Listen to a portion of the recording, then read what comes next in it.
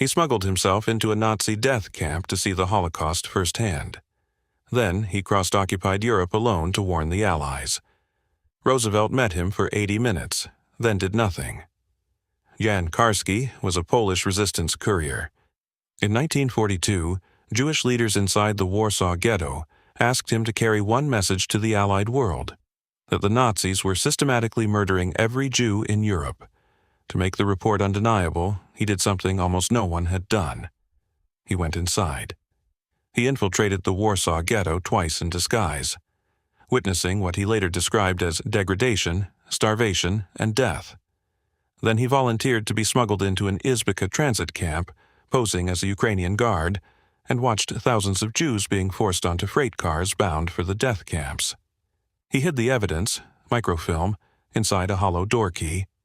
Then he crossed Nazi-occupied Europe alone on local trains to London. In London, British Foreign Secretary Anthony Eden listened, then said Britain had already done enough by accepting 100,000 refugees.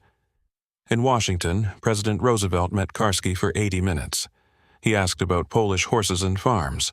He made no commitments. Supreme Court Justice Felix Frankfurter, a Jewish man himself, said, "I am unable to believe you." Not that Karski was lying. His mind simply could not absorb the truth. By the time Karski met Roosevelt in July 1943, the mass murder of Polish Jews was largely complete. He spent the rest of his life as a professor at Georgetown University. For decades, he refused to speak about what he had seen.